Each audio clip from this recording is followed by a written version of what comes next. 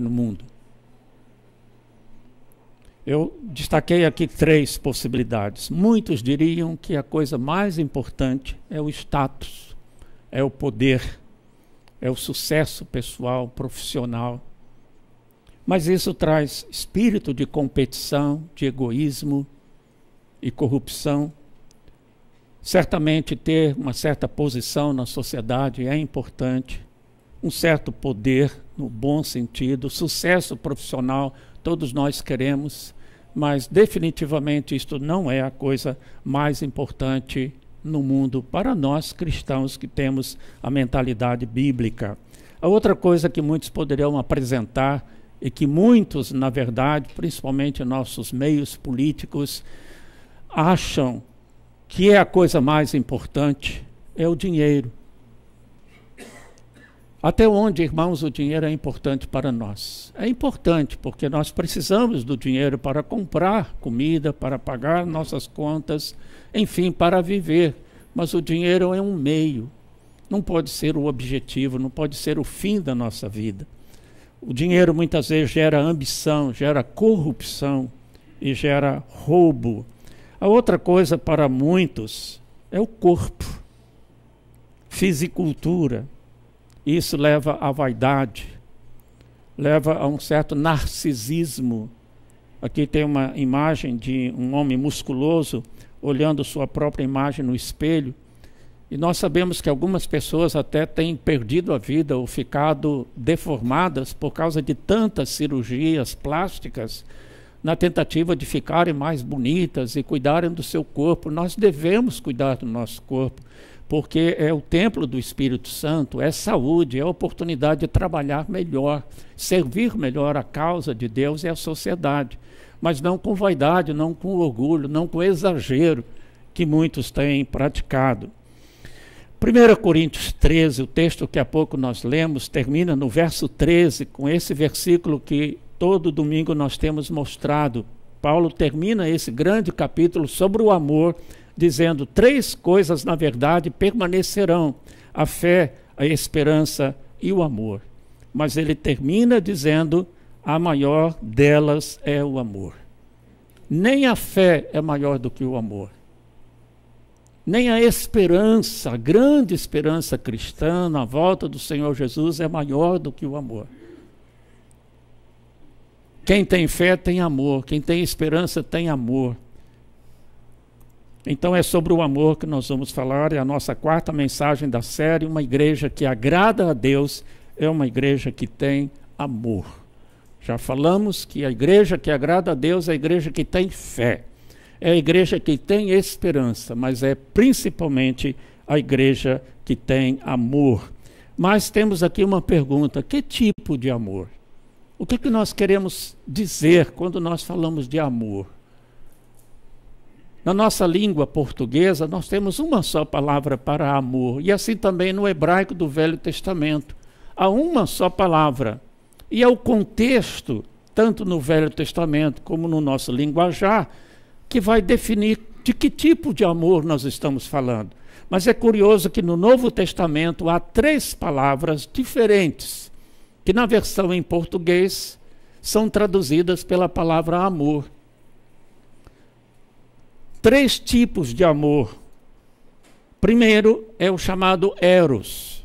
Já podemos entender, podemos logo deduzir que é daí que vem a nossa palavra erótico, que tem tudo a ver com sexo e às vezes com imoralidade. É o amor possessivo, o amor sexual. Também o amor ao que é belo, amor às artes, é a mesma palavra no Novo Testamento. A segunda palavra, o segundo tipo de amor é filéu. Daí a palavra filosofia, amante do conhecimento. E outros filos que nós temos na nossa língua portuguesa. Por exemplo, filantrópico, de filéu e antropos, que é o homem. É a pessoa que ama o outro, ama o ser humano e faz ação social para ajudá-lo, filantropia. Esse é o amor desinteressado, é o amor amigo. Quando nós falamos, gostamos de uma pessoa, somos amigos de uma pessoa, a palavra própria seria filéu. é esse amor de amigo, gostar de uma pessoa. Mas a palavra mais importante no Novo Testamento, que mais frequentemente aparece, a palavra que define o tipo de amor sobre o qual vamos estar falando, o amor que a igreja precisa ter para agradar a Deus, é o amor que no grego é ágape. Amor de Deus. Esse é o amor que vem do céu. É o amor que Deus coloca em nosso coração, que está acima dos outros tipos de amor, que qualificam esses outros tipos de amor. É o amor que devemos ter uns pelos outros. Os dois primeiros, eros e filéu, são naturais, não dependem da fé. Pessoas não cristãs, apareceu. Parabéns aí para a mesa, antes tarde do que nunca. Então, os dois primeiros, eros e filéu, são naturais, independem da fé.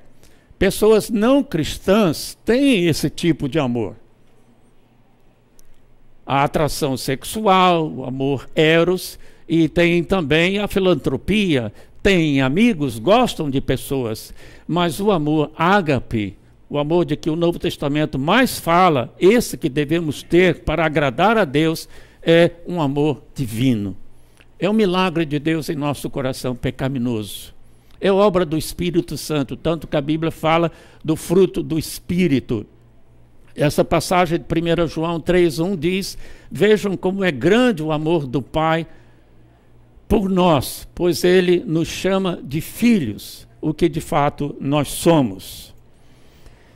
Quando diz aí o amor do Pai, e grande amor do Pai, lá no grego do Novo Testamento, o sentido é mais um amor que desce do céu para o nosso coração. É algo divino, como nós vínhamos dizendo.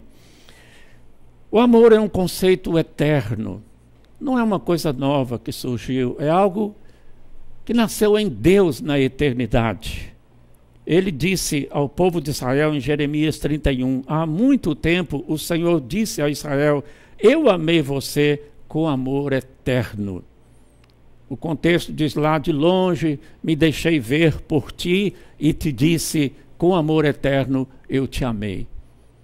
Se a gente pensar em Israel, com todas as suas murmurações, todos os seus pecados, todas as suas fraquezas, e Deus dizendo, desde a eternidade eu planejei chamar Abraão, desde a eternidade eu planejei dar uma grande descendência a Abraão, desde a eternidade eu amo na minha mente esse povo escolhido.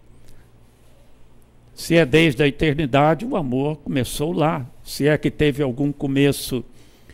E Efésios diz, o apóstolo Paulo escrevendo à igreja, mesmo antes de criar o mundo, a mesma coisa que a eternidade, Deus nos amou e nos escolheu em Cristo para sermos santos e sem culpa diante dele. Coisa maravilhosa, irmãos, pensarmos que não só o povo de Israel, judeus no Velho Testamento, mas a própria igreja, constituída de judeus e gentios, no Novo Testamento, depois de Cristo, já estava essa igreja na mente de Deus, antes da criação do mundo. Nós já estávamos lá, porque Deus é atemporal. Ele já nos via e nos amava, desde antes da criação do mundo. E continua, ele nos predestinou para si, para nos adotar como filhos por meio de Jesus Cristo. São textos conhecidos, mas se nós paramos e refletimos e pensamos em cada palavra, nós vamos ficar impactados com o amor de Deus por nós, muito antes de nós nascermos, antes mesmo da criação do mundo. Como definir Deus? João definiu Deus com o versículo mais curto da Bíblia. Eu até contei as letras de um outro versículo, João 11:35. Alguém se lembra do que temos lá? Jesus chorou. Mas se você contar as letras, você vê que Deus é amor, é o versículo menor que nós encontramos na Bíblia e que define o ser maior. O versículo menor define algo tão difícil de definir, que é o nosso Deus. E como João definiu Deus? com essa palavra: Deus é amor. Isso é diferente de João 3,16, que diz: Deus amou o mundo. Deus amou, o verbo conjugado, significa que, entre outras coisas que Deus fez, Ele amou. Ele criou o mundo, Ele sustenta a natureza e o universo, e Ele ama aquilo que Ele criou. Mas quando diz que Deus é amor, está dizendo que a própria natureza de Deus é amor. Significa que tudo mais que Deus faz é movido por amor. Então é uma definição muito importante que destaca a importância dessa qualidade na nossa própria vida. Neste mesmo contexto, João escreveu: Deus mostrou quanto nos amou ao enviar seu único Filho ao mundo, para que, por meio dele, tenhamos vida. Nós temos inúmeras provas, inúmeras experiências do amor de Deus na nossa vida.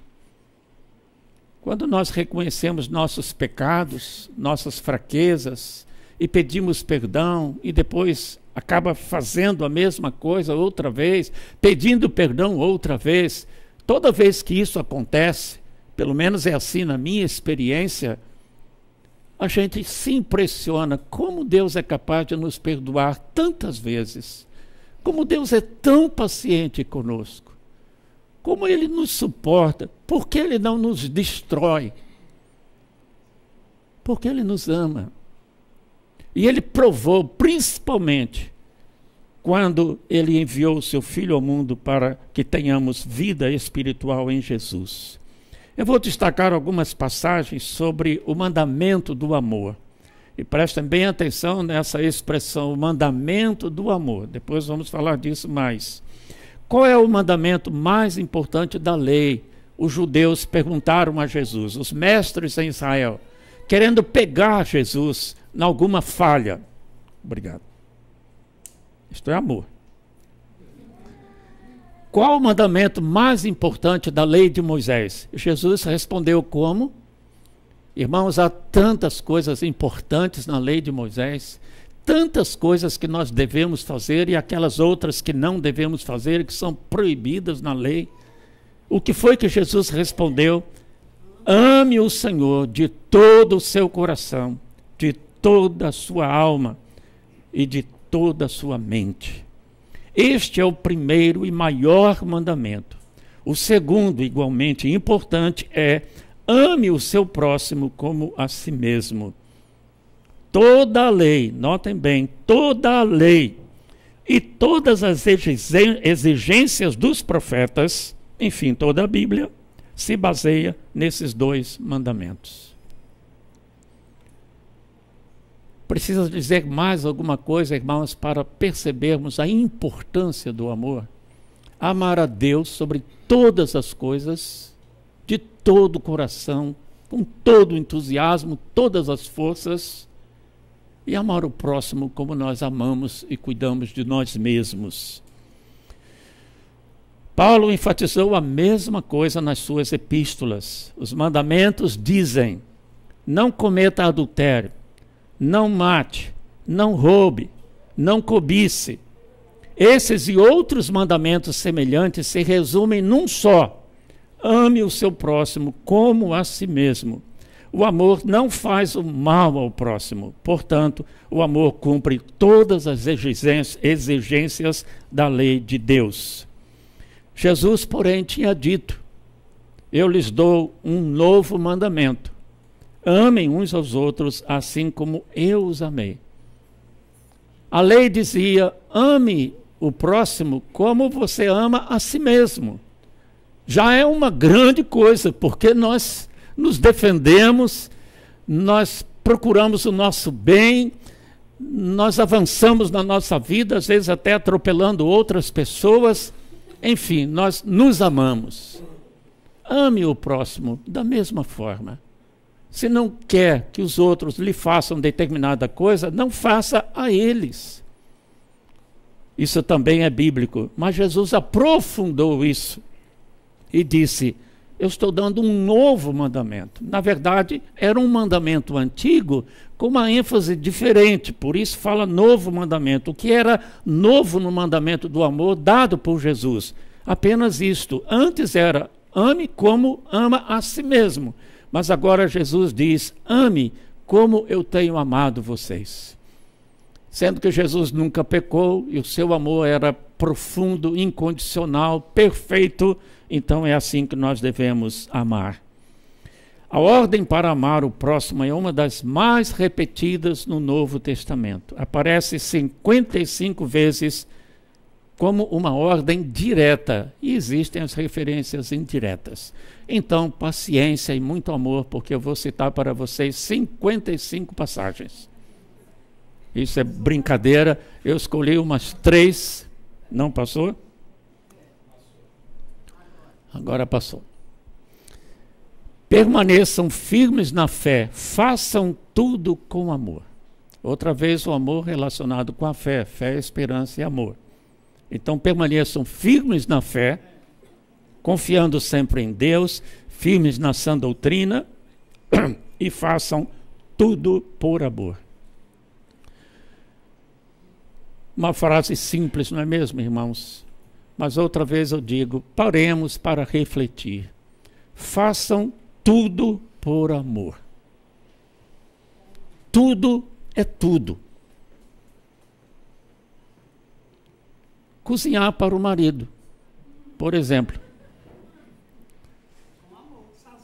O marido lavar a louça para a esposa. Por amor. Lutar ali, arear uma panela, sem murmurar, fazer por amor. Ajudar uma pessoa necessitada, desconhecida, com amor. Vir à igreja, prestar serviço, adorar a Deus, cantar no louvor, pregar a palavra de Deus, com amor. Quantas aplicações! Será, irmãos, que tudo que nós fazemos com amor. Isso vai implicar também fazer prazerosamente, fazer com alegria. Não quer dizer sem suar, sem sofrer, sem se machucar, sem se cansar. Passará por tudo isso, mas animado com o amor, movido por amor. Outra passagem, sejam sempre humildes e amáveis, delicados, corteses, tolerando pacientemente uns aos outros em amor. Quando fala tolerar em amor, é conviver bem com a pessoa que não lhe é simpática e que não é agradável. É uma pessoa difícil de amar, mas não é impossível amá-la com a ajuda do Espírito Santo. E temos a ordem para amá-la. Façam todo o possível para se manterem unidos no Espírito pelo vínculo da paz. Mais uma passagem, acima de tudo, revistam-se de amor que une todos em perfeita harmonia. Revistamo-nos, irmãos, membros e congregados e visitantes da Igreja Libertas, de amor, porque isso nos une em uma perfeita harmonia. São Francisco de Assis, me permito citar, formação católico-romana, mas escreveu coisas importantes, de certa forma foi um teólogo, e ele disse isso com o que nós podemos concordar perfeitamente, que está dentro do espírito bíblico.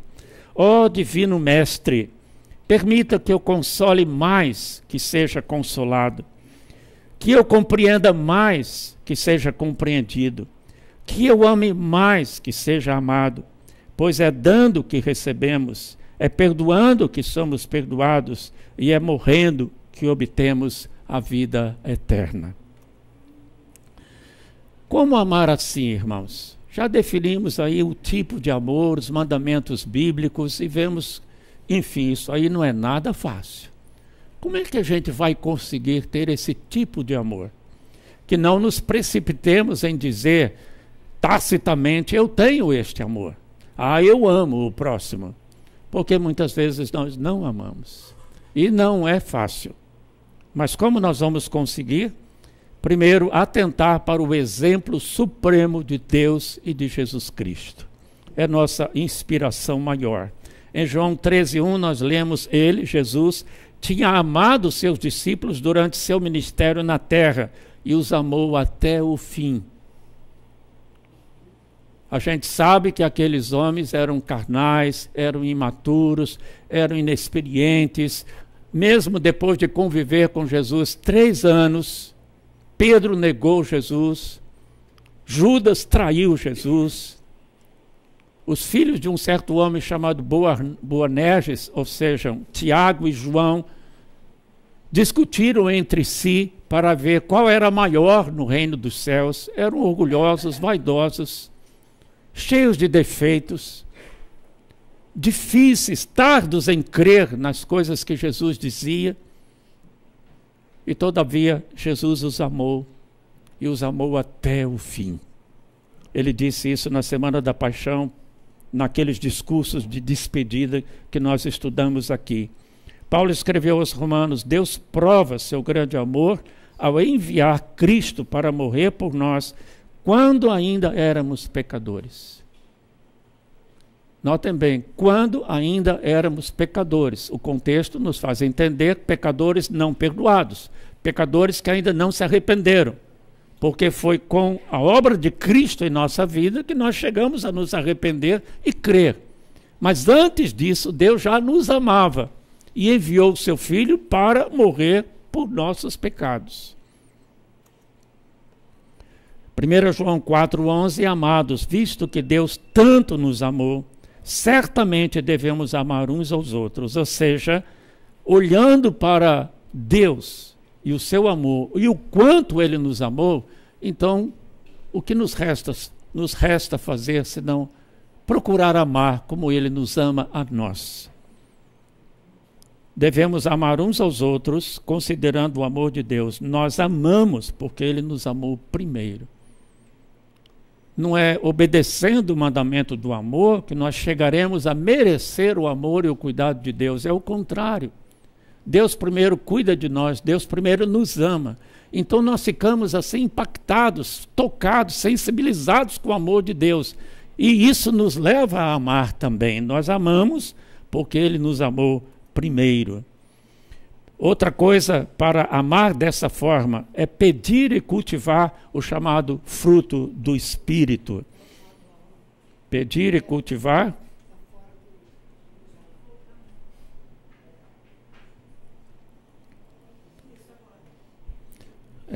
Não está batendo os dois juntos. Pedir e cultivar o fruto do Espírito. Estou com medo de apertar aqui e pular. Gálatas 5:22. Mas o contexto nos mostra que Paulo acabou de falar das obras da carne, uma lista de pecados. Então, em contraste com essas obras da carne, o Espírito produz este fruto: amor, paz, alegria, paciência, etc. São 9 virtudes e o primeiro apresentado é amor. Então, é fruto do Espírito. Ou seja, é resultado da ação do Espírito Santo no nosso coração. Romanos 5:5, Deus nos deu o Espírito Santo para nos encher o coração com o seu amor. E o Salmo 1 diz que o justo, o temente a Deus, em termos de Novo Testamento, o cristão, tem prazer na lei do Senhor e nela medita dia e noite. Ele é como uma árvore plantada à margem do rio, que dá o seu fruto no tempo próprio. É obra do Espírito Santo, é uma dádiva de Deus. Mas fica algo para nós fazermos, ou seja, cultivar a nossa relação com o Espírito Santo. A árvore plantada junto à corrente de águas que dá fruto é uma figura poética de Davi para falar do crente que está junto à corrente de água viva que é Jesus. Está lendo a Bíblia, está orando, está frequentando a igreja e participando dos cultos, está lendo literatura cristã, ele está alimentando a sua parte espiritual. É a nossa parte. A Bíblia diz: enchei-vos do Espírito. Não é ter mais do Espírito hoje do que tivemos ontem, mas é, como alguém já disse, quanto de nós o Espírito Santo já tem. É nós que nos entregamos dia após dia e cada vez mais profundamente ao Espírito Santo, nos submetemos por meio da hora devocional, leitura da Bíblia, oração, etc., as suas influências em nossa vida. Então o amor, como outras virtudes, crescem em nosso coração. Distinguir amor decidido de amor sentido. Então, primeiramente, nós nos inspiramos no amor de Deus e de Cristo por nós. Depois, nós temos consciência da presença do Espírito Santo e colaboramos com o Espírito, mantendo a nossa vida espiritual pela leitura da Bíblia e oração. Agora, distinguir amor decidido de amor sentido. Lembre-se que quando citamos o mandamento do amor, eu chamei sua atenção para a palavra mandamento. Mandamento do amor. Então, amar não é opção, é mandamento. Independe dos sentimentos, importa obedecer. Se é mandamento, não é opcional, nós temos simplesmente que obedecer. Mas nós estamos muito acostumados a pensar em amor apenas como sentimento. Por isso, o marido diz, determinado tempo, à sua esposa: eu não a amo mais. Acabou. Ou é a esposa que diz para o marido: não sinto mais nada por você, então vamos nos separar. Isso é contrário ao ensino bíblico que diz: maridos, amem suas esposas. É mandamento. E o correlato também é verdade. Esposas, ame os seus maridos. Ame o próximo. Ame seus irmãos em Cristo Jesus. Independentemente do que o outro faça, do que o outro seja, ame. Então, obedecemos ou não obedecemos? Se diz não adulterarás, não adulteramos. Se diz não furtarás, não furtamos. Não matarás, não matamos. Seja o vosso falar sim, sim, não, não. Então nós procuramos ter palavra. Mandamentos são para serem obedecidos. E quando a Bíblia diz ame, não condiciona isso ao comportamento do outro. Se é simpático, se é agradável, se me faz bem, se me faz mal. A Bíblia diz ame. E não é assim que Deus nos ama? Não é assim que Jesus amou os seus discípulos?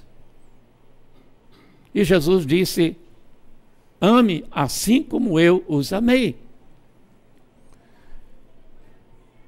O que é que nós lemos ali? O amor cristão não é vítima de nossas emoções,